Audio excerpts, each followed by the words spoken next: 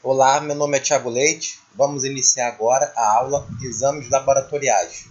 Raciocínio clínico laboratorial nas diferentes anemias. Ali embaixo os meus contatos. Instagram, Prof. Thiago Leite. E-mail, tclleite@gmail.com. E meu canal do YouTube, Thiago Leite, onde vocês podem encontrar diversos outros vídeos. Bom, esse é o quarto vídeo da série, onde iremos focar agora a anemia normocítica. Parte clínica, exames laboratoriais, tratamento. Então, a anemia normocítica, por definição, tem um VCM em torno de 82 e 98 fentolitros. Por exemplo, ela pode ser caracterizada quando temos a deficiência combinada da vitamina B12 e ou ácido fólico, que normalmente cursa com uma anemia macrocítica, mas juntamente, concomitantemente, com uma deficiência de ferro, que nos dá normalmente uma anemia microcítica.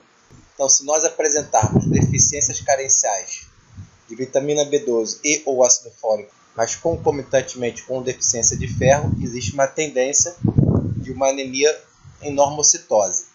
Mas eu vou focar na anemia das doenças crônicas, que normalmente são normocíticas, mas por vezes também podem se apresentar como microcíticas. Aqui são múltiplas causas e, dependendo do caso, o tamanho da célula pode variar um pouco. Então, anemia normocítica, por doenças crônicas.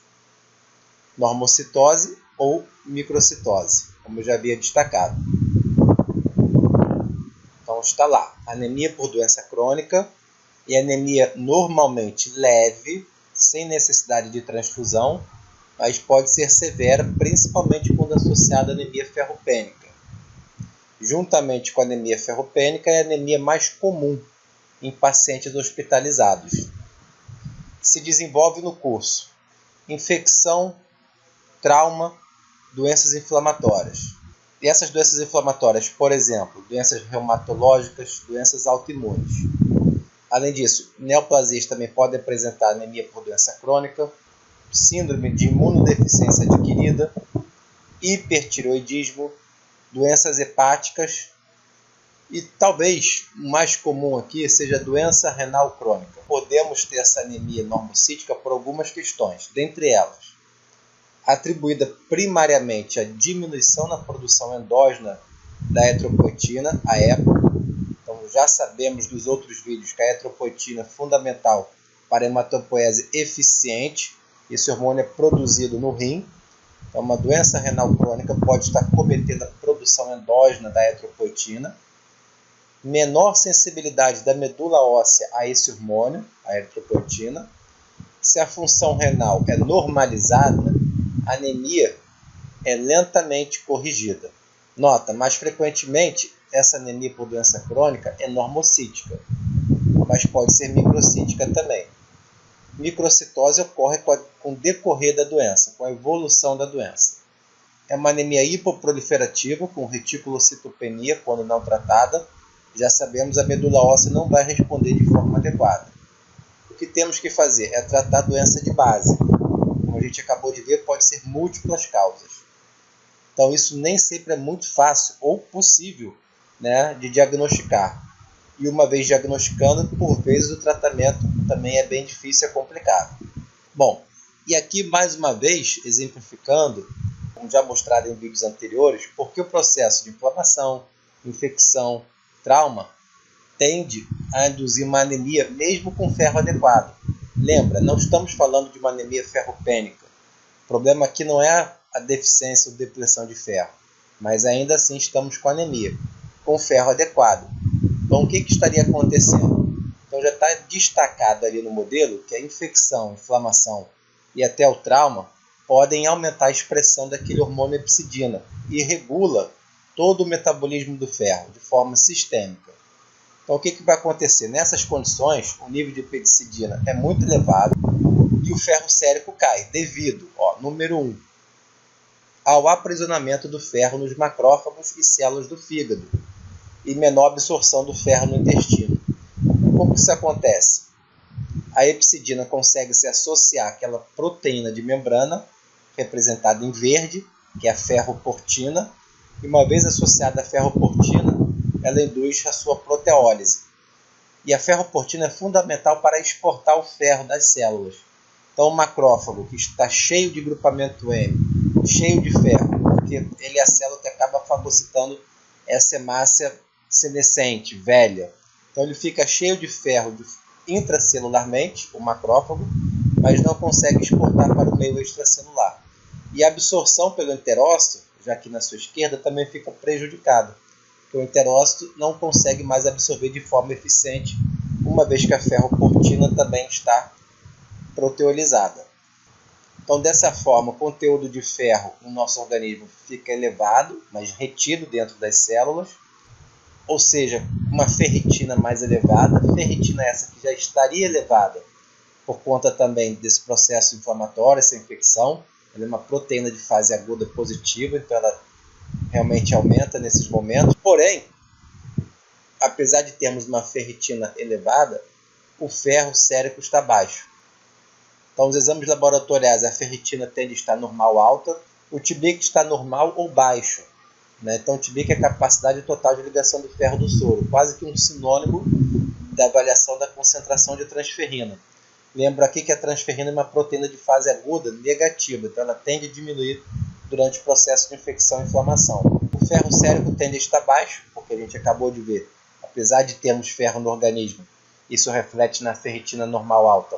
Ele não está no soro, ele não está associado à transferrina, então a saturação dessa transferrina acaba ficando baixa, porque temos uma quantidade normal baixa de transferrina, porém o ferro está muito baixo, então a sua saturação fica baixa. Esse é um resultado esperado de um exame laboratorial para anemia por doença crônica, já muito diferente de uma anemia ferropênica, onde a ferritina tende a estar baixa.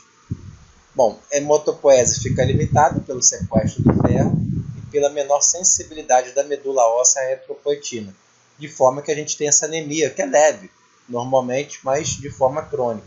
Então teremos que tratar essa anemia sabendo qual é a causa, fazendo o diagnóstico correto, mas como já citei, nem sempre é fácil você identificar qual é a doença que está por trás. Então, como acabamos de ver, a ferritina tende a estar normal alta durante o processo de inflamação, infecção, e até nesses casos, onde temos ferro de forma satisfatória sequestrada, a ferritina tende a subir. Então, esse foi o primeiro slide. A anemia por doença crônica, tendemos até a ter uma ferritina normal ou elevada. Todas aquelas situações de infecção, trauma, doenças inflamatórias, hipertireoidismo, doença renal crônica, etc. Mas, além disso, outras condições aqui eu destaco também. Na anemia hemolítica, especialmente aquelas anemias sideroblásticas, especialmente quando requerem múltiplas transfusões sanguíneas. Então, se você tem uma anemia sideroblástica ou, eventualmente, uma anemia falciforme, onde tem a necessidade de transfusão, ou talassemia, com essas transfusões sanguíneas frequentes, a concentração de ferritina pode estar um pouco elevada também. Lesões hepáticas, hepatite viral. Então você acaba tendo muito ferro sendo jogado para o meio, com essas lesões hepáticas e hepatite viral, mas especialmente também nas lesões alcoólicas. Essas lesões hepáticas, por conta do alcoolismo crônico, tende a aumentar bastante os níveis de ferro e, por consequência, de ferritina. Atletas que utilizam métodos proibidos, doping sanguíneo, como se fossem transfusões também, então tende a aumentar também essa ferritina, podem elevar a ferritina. Hemacromatose hereditária ou secundária, já vimos isso nos outros vídeos, uma condição que a absorção do ferro está muito aumentada. Então, na hemacromatose hereditária ou secundária, tendemos a ter uma hiperferritinemia também.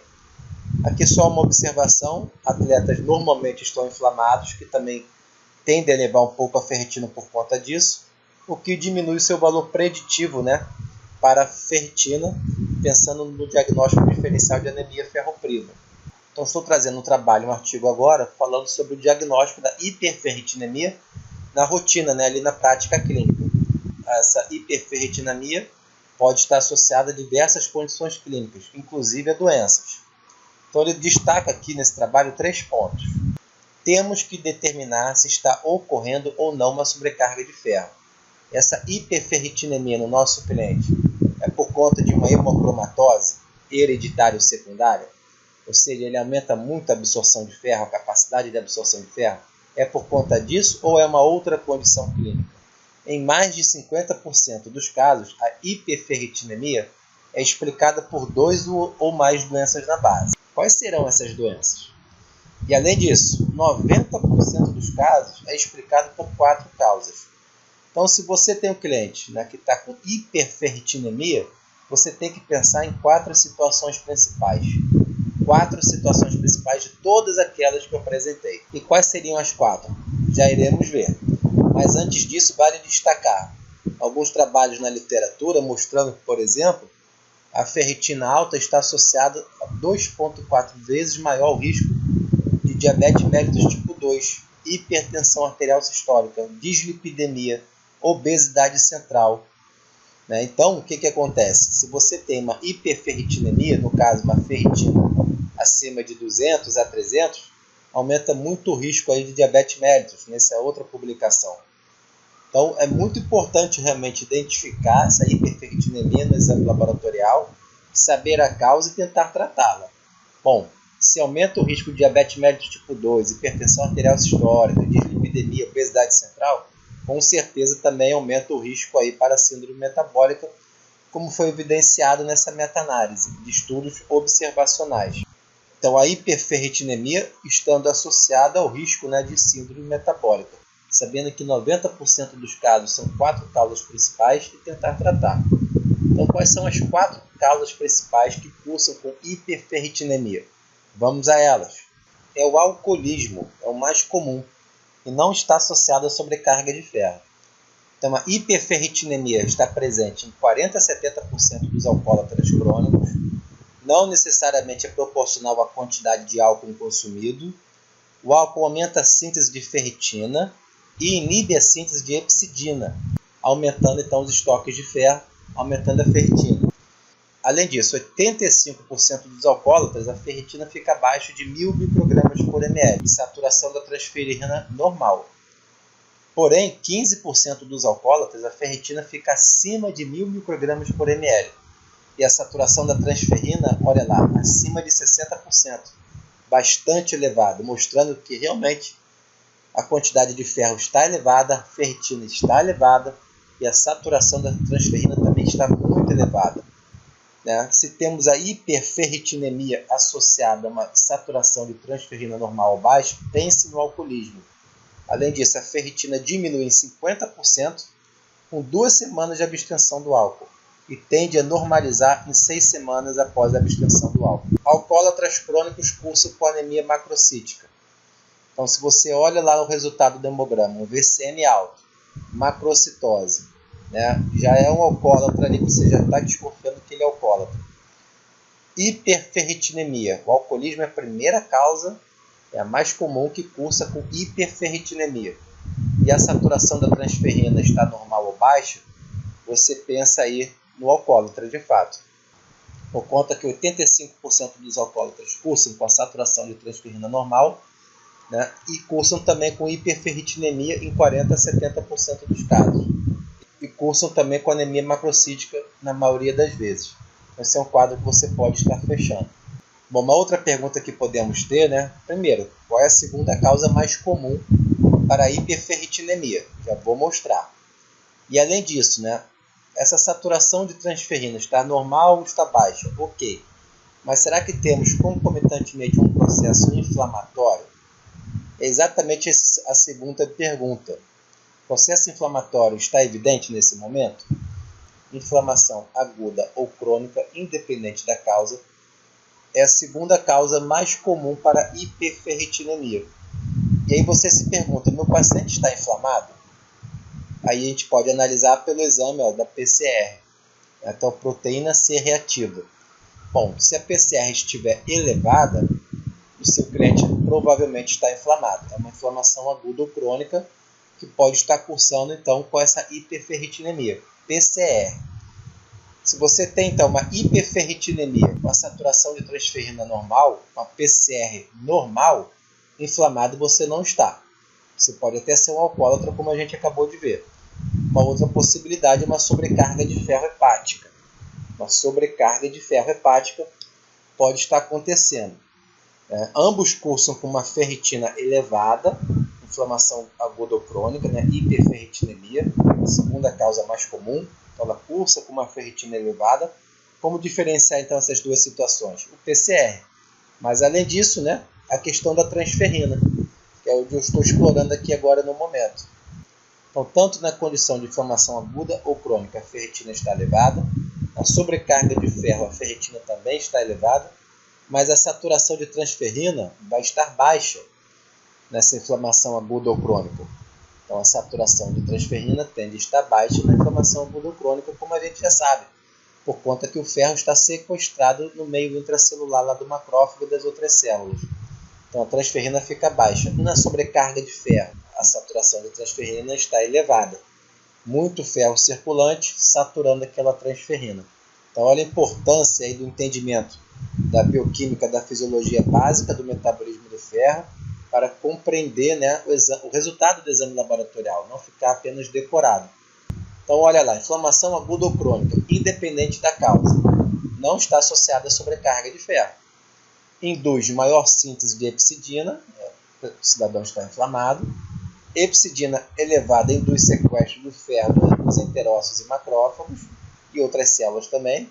Ferro elevado induz a maior síntese de ferritina em 1 a 2 dias após a inflamação, com pico lá na primeira semana em 8 dias.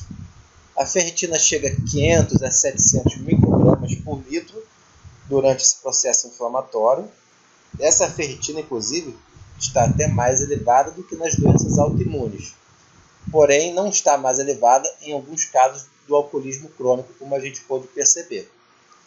Saturação de transferrina tende a estar baixa, ferro sequestrado no meio intracelular, dos macrófagos, dos enterócitos e de outras células. Tá? Então você já começa a entender o exame laboratorial na sua prática clínica. Bom, um outro ponto que já foi comentado em vídeos anteriores, eu trago aqui novamente para a discussão, é a questão daquela regra de ouro em relação à inflamação. Então, a inflamação, já sabemos que a ferritina está elevada, e aí a ferritina acaba perdendo um pouco o seu valor preditivo para diagnóstico diferencial de uma anemia ferropriva. Então, o cidadão pode ter uma anemia ferropriva, mas a ferritina está elevada por conta do processo inflamatório. Então, como identificar durante um processo inflamatório se o cidadão também tem uma anemia ferropriva concomitante? Então, já comentei em vídeos anteriores em relação à regra de ouro. Então, o que seria a regra de ouro? Nas condições onde temos hiperferritinemia, processo inflamatório, infecção, alcoólatra, câncer, doença hepática, ela pede essa sensibilidade para o diagnóstico de anemia ferropriva. Então, dentro da regra de ouro, diz o seguinte: nessas condições, a ferritina tende a elevar-se em até 3 vezes. Pode estar até mais elevada assim em algumas condições, até bem mais elevada, mas de uma forma geral em até 3 vezes. Portanto, na regra de ouro, dividir o valor da ferritina encontrada no exame laboratorial por 3. Se ainda assim, ao dividir por 3, o resultado obtivermos um valor abaixo de 20 nanogramas por ml, isso sugere uma anemia ferropênica concomitante. Tá? Sugere. O padrão ouro de exame laboratorial para detectarmos se realmente temos uma anemia ferropênica, inclusive nessas condições, é a biópsia da medula óssea. E nessa medula óssea, você consegue analisar no laboratório se ele realmente tem depressão de ferro. Se na medula óssea tiver depressão de ferro, aí realmente você tem uma anemia ferropênica. Isso seria o padrão ouro, que não é usado em muitos dos casos por ser invasivo. Bom, aqui uma outra publicação nesse mesmo sentido, mostrando que mesmo em pacientes inflamados, por exemplo, uma PCR ultrassensível, o US ali é de ultrassensível, acima de 5 microgramas por litro ou acima de 0,5 miligrama por decilitro, ou seja, o paciente está inflamado, se a ferritina sérica estiver abaixo de 45 nanogramas por decilitro, isso confirma a falta de ferro, mesmo ele inflamado. Se tiver uma ferritina acima de 100 nanogramas por decilitro, exclui a possibilidade de deficiência de ferro. O outro destaque aqui embaixo é o seguinte: por esse exame laboratorial PCR, podemos determinar se a ferritina aumentou até durante o seu tratamento. Você está dando, por exemplo, sulfato ferroso, se aquela ferritina está aumentando no seu cliente inflamado, por exemplo, Se essa ferritina está aumentando em função da inflamação, eu sei que é um cidadão inflamado, ou se ele está aumentando devido ao tratamento, devido a esse maior consumo de ferro. Então dá para saber, ter uma ideia. Bom, meu cliente já é inflamado, já tem uma PCR, um valor X. Eu estou tratando ele porque eu sei também que ele tem de forma concomitante anemia ferropriva. Estou fazendo tratamento com sulfato ferroso, por exemplo. Num outro exame laboratorial na sequência, eu vejo que a ferritina aumentou um pouco. Eu posso ficar contente ou não? Se eu ficar contente, eu tenho que garantir que aquela ferritina aumentou por conta do tratamento do ferro. Mas, por outro lado, aquela ferritina pode estar aumentando em função do que a inflamação também aumentou. Então, essa análise da PCR vai me indicar isso. Se a PCR não aumentou ou eventualmente até diminuiu, é um indicativo que aquela ferritina está aumentando por conta do tratamento do ferro estar sendo efetivo. Mas, por outro lado, se a PCR aumentou no segundo exame laboratorial, pode ser um indicativo que aquela ferritina aumentou por conta que a inflamação também vem aumentando. Então, no paciente inflamado com ferritina baixa, ou seja, anemia ferropriva em tratamento com sulfato ferroso, por exemplo, é interessante avaliar sim, concomitantemente no exame laboratorial, a PCR ultrassensível para avaliar como que está o grau de inflamação, se está aumentando ou não. Tá? Então, acho que aqui ficou bem claro a importância da PCR ultrassensível em pacientes inflamados e ferropênicos e fazendo tratamento. Importante aqui é só um detalhe, seria ali a cereja do bolo. Provavelmente não está acontecendo, mas pode acontecer. Então, olha lá, como vimos, mesmo com a ferritina alta, ainda assim, não podemos descartar a possibilidade de termos uma depressão de ferro. É o caso aí do processo inflamatório infeccioso. A ferritina está alta, mas não podemos descartar inicialmente a depressão de ferro. Entretanto, a ferritina baixa sempre indica uma depressão de ferro corporal. Isso eu também já havia falado em vídeos anteriores. Seria uma regra também ouro. Bom, se a ferritina está baixa, sempre temos uma depressão de ferro. Então, aqui que é a cereja do bolo, vírgula, existe uma condição, sim, que a ferritina pode estar baixa, porém não tem depressão de ferro. Olha que doido, o paradoxo. A ferritina está baixa, mas não indica uma depressão de ferro. Quais seriam essas condições? São raras exceções. Polimorfismos genéticos associados, onde você tem a ferritina baixa geneticamente, que não tem nada a ver com o conteúdo de ferro. Ferritina baixa geneticamente com ferro normal. Então, onde fica o armazenamento desse ferro nesse indivíduo que tem esse polimorfismo genético? O armazenamento do ferro ocorre na transferrina.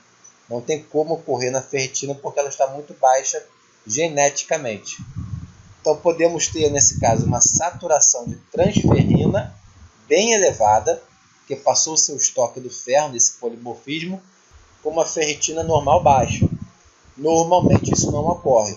Se uma ferritina está normal ou até baixa, a saturação de transferrina não pode estar elevada nas condições fisiológicas normais. Só está nessa situação porque a ferritina está baixa por conta de uma variabilidade genética. E aí o ferro está sendo estocado na transferrina e a saturação de transferrina fica elevada. Mas é muito raro, provavelmente você não vai pegar nenhum cliente seu nessas condições. Mas já que foi documentado na literatura, estou passando aqui para mostrar para vocês também. Tá? Então, aquela regra, ferritina baixa, sempre temos anemia ferropênica, vírgula, pode estar baixa por polimorfismo genético. E aí, inclusive, teremos uma transferrina, uma saturação de transferrina elevada. Perfeito? Então, vamos continuar. Bom, continuando. Terceira causa principal de hiperferritinemia. Primeira, o alcoólatra crônico. Segundo, processos inflamatórios, independente da causa. Então, terceira causa principal é a citólise, seja no hepatócito ou no miócito. O que seria a citólise? É aquela célula que está sendo necrosada, arrebentada. É seu hepatócito sendo, entre aspas, arrebentado e seu músculo esquelético também. Então, o conteúdo, inclusive intracelular, acaba indo para o meio extracelular. Então, na condição de hiperferritinemia, agora com a saturação de transferrina não mais baixa ou normal, mas elevada, né, você pode analisar essas enzimas. Quais enzimas? Por exemplo, creatina quinase e lactato desidrogenase, que são enzimas marcadores de lesão muscular, por exemplo, ou as transaminases, que são marcadores de lesão hepática. Então, temos hiperferritinemia, com saturação de transferrina normal ou baixa, você pensa logo no alcoólatra. Temos hiperferritinemia, com saturação de transferrina normal ou baixa, mas com uma PCR elevada, você pensa no processo inflamatório. Temos hiperferritinemia, com saturação de transferrina elevada, você pensa em lise, ou lesão muscular ou hepática. Como saber se foi do músculo ou do fígado? Bom, se a creatina quinase e a lactato desidrogenase estiverem elevadas, é muscular. Se as transaminases estiverem elevadas, é hepática. Essa condição também não tem nada a ver com a sobrecarga de ferro.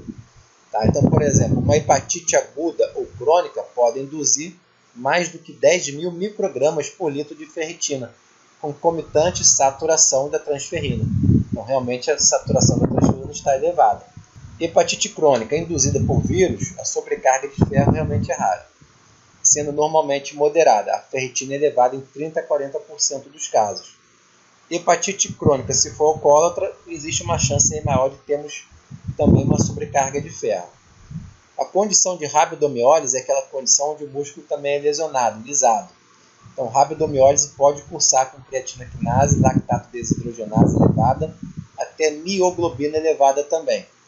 Então, você já vai aí destrinchando o seu cliente por que ele tem hiperferritinemia. Pensa no alcoólatra. Descartou que não é alcoólatra, como está a saturação de transferrina? Está baixa, normal.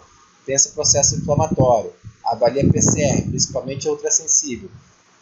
Bom, a PCR está normal, com a saturação de transferrina normal baixa. Pensa numa sobrecarga de ferro hepática. Não, Thiago, a saturação de transferrina está elevada. Quando está elevada, pensa em lesão muscular e hepática. Como diferenciar? Enzimas, CK-LDH, provavelmente é músculo, se elas estiverem elevadas. Não, elas estão normais, está elevada é transaminase, então provavelmente o problema é hepático, seja uma hepatite crônica ou uma hepatite viral, por exemplo.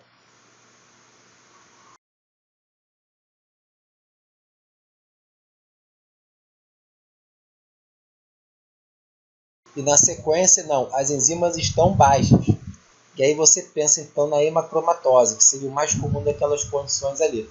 Então, hemacromatose hereditária, por exemplo, seria a quinta causa a considerar, e aí com certeza associada aí o acúmulo de ferro, a sobrecarga de ferro. Pode ser anemia sideroblástica, uma talassemia, transfusões frequentes nessas condições anêmicas, pode ser. Doping sanguíneo, mas é a mais raro. Se você tem hiperferritinemia com saturação de transferrina elevada, sem aumento de CK-LDH ou transaminase, aí você pensa na hemacromatose. Tá? Como eu já falei, nas transfusões repetidas, como ocorre na anemia sideroblástica ou talassemia, e eventualmente até nas falciformes, a sobrecarga de ferro também. Doping sanguíneo, diálise e outras condições. Mas você vai pensar nessa condição clínica, principalmente na hemacromatose. Então temos que determinar, lembra, se está ocorrendo ou não uma sobrecarga de ferro. Por isso, todos esses parâmetros, esse raciocínio lógico laboratorial que eu desenvolvi aqui com vocês, que pode acabar culminando na hemacromatose, seja hereditária ou secundária, que eu já explorei em outros vídeos também, e vou acrescentar aqui alguns parâmetros para a gente pensar junto nesse momento. Então, ferro sérico tende a estar normal ou elevado em hemacromatose, seja hereditária ou secundária, com certeza. Nas anemias hemolíticas, já vimos várias vezes que isso acontece. E na hepatite, seja aguda ou crônica, né? Aquela viral ou crônica, por conta até do alcoólatra, por exemplo, necrose hepática, tudo isso está envolvido com ferro sérico elevado. E no caso da hemocromatose secundária, que já foi abordado em outros vídeos, destaco aqui novamente. A principal causa são as hemoglobinopatias. Então, existe um acúmulo de ferro nos mesmos órgãos-alvo da hemocromatose hereditária, que era por variações de polimorfismos genéticos, né? Aumentando a absorção do ferro. Então, olha ali em destaque, número 1, número 2, número 3. Número 1, maior absorção de ferro. A célula não sintetiza o grupamento M de forma eficiente, induzindo maior absorção de ferro. Então, a célula interpreta na medula óssea, olha, estou precisando de ferro para fazer grupamento M. Mas, na realidade, o problema não é o ferro. problema é um outro ponto ali na via metabólica, onde, né, a síntese do grupamento M não está ocorrendo de forma eficiente, mas ela interpreta que está faltando ferro para fazer o M e aumenta a absorção de ferro nas anemias sideroblásticas e na talassemia intermediária e maior, por exemplo. Existe uma hemólise acelerada, né? A gente sabe, então é uma anemia hemolítica, tanto na anemia sideroblástica, na anemia falciforme, na talassemia, liberam muita hemoglobina, que é rica em ferro no sangue, tá? Então isso vai dar aquele exame laboratorial do ferro aumentado no sangue, uma saturação de transferrina normal alta, a administração excessiva de ferro. Esse talvez seja o principal ponto, né? Transfusões sanguíneas. Por exemplo, então já citado, na anemia sideroblástica, na falciforme, em casos específicos, né? Nem todo mundo que tem anemia falciforme vai necessitar. Na talassemia intermediária, que às vezes tem que analisar o caso. Na talassemia maior, que sempre vai precisar dessas transfusões sanguíneas. Em outras condições também temos as transfusões sanguíneas, como a anemia plásica, síndrome mielodisplásica, aplasia pura da série eritroide e nas leucemias agudas. São condições que existe uma transfusão sanguínea. Isso pode acarretar, né, um excesso de ferro no organismo. Outro ponto é a automedicação, que também pode aumentar então aí a sobrecarga de ferro. E até tratamento equivocado de uma anemia que tem outra causa, mas você está tratando como se fosse uma anemia ferropênica. Então você está dando, por exemplo, sulfato ferroso, ou até fazendo uma intrafusão venosa de ferro, tentando tratar uma anemia ferropênica, porque estava com anemia, uma hemoglobina baixa, mas na realidade você não tinha uma anemia ferropriva. Então está tratando uma outra anemia como se fosse ferropênica, e está dando então ferro intravenoso, por exemplo, sulfato ferroso, e aí você pode ter uma intoxicação também pelo ferro, né, médio e longo prazo. Então a importância aí de não ser administrado sulfato ferroso ou via intravenosa para outras anemias que não sejam por anemia ferropriva. Então o diagnóstico da sobrecarga de ferro é clínico e laboratorial. Ferritina elevada, com certeza, é o parâmetro mais útil para avaliação ou monitoramento da sobrecarga de ferro, é barato e pode estar aumentado em processos inflamatórios, já destacado inúmeras vezes por mim aqui. Saturação de transferrina elevada, com certeza. Sobrecarga de ferro, ferritina vai estar elevada, saturação da transferrina vai estar elevada. Biópsia hepática e exames de imagem. Aqui é o padrão ouro. Podem ser confirmatórios, mas dispensáveis. Biópsia hepática é invasiva e passiva de complicações. Método quantitativo mais específico e sensível para se determinar a sobrecarga de ferro. Então, a concentração hepática de ferro vai estar acima de 3,2 mg por grama de fígado seco, de peso seco. Fecha o diagnóstico. Mas isso realmente é dispensável, invasivo. Você pode seguir o passo a passo que eu já mostrei aqui para poder, através de exame laboratorial, ter uma ideia se você tem sobrecarga de ferro ou não. Bom, a parte clínica ali, o portador da sobrecarga de ferro permanece assintomático até os níveis de ferro atingirem em torno aí de 60 gramas. A partir daí começa um progressivo acúmulo nos diversos tecidos, dando origem aos sinais e sintomas clínicos, principalmente quando não tratado. Eu já vi em outras referências aqui, só para destacar, que essa questão que fica assintomática até os níveis de ferro atingirem 60 gramas, eu já vi em outras referências que podem já ter sintomas, sim, a partir já de 20 gramas, tá? Então, eu não vejo assim um consenso na literatura. Já vi a partir de 60 gramas, já vi outros trabalhos mostrando que a partir de 20 gramas os sintomas já podem começar a acontecer. A coloração bronzeada da pele é um dos principais sinais. Fadiga, fraqueza, dor abdominal e nas articulações. O ferro está sendo acumulado, né, nesses tecidos e começa a dar esses problemas. Muita dor no abdômen, nas articulações. Amenorreia, diabetes e hipogonadismo, porque por vezes é relatado falta de libido, falta de interesse sexual. Hepatopatia crônica, podendo evoluir para cirrose, hepatocarcinoma. Avaliar a função hepática a cada 3 meses. Então é complicado, né? Quando você tem muitas transfusões, que pode culminar com essa sobrecarga de ferro, pode dar problema hepático claro e notório. Arritmia cardíaca, né? Quando começa a acumular no coração. Insuficiência cardíaca, quando não tratado, já na primeira infância. Em pacientes talassêmicos, a hipertensão pulmonar crônica e a miocardite podem estar presentes. Então, vê que esse acúmulo de ferro em condição patológica realmente é bastante complicador, botando até a vida em risco. Então, tem que ser monitorado de perto. Bom, então estou finalizando essa parte dessa aula dos exames laboratoriais, raciocínio clínico laboratorial nas diferentes anemias.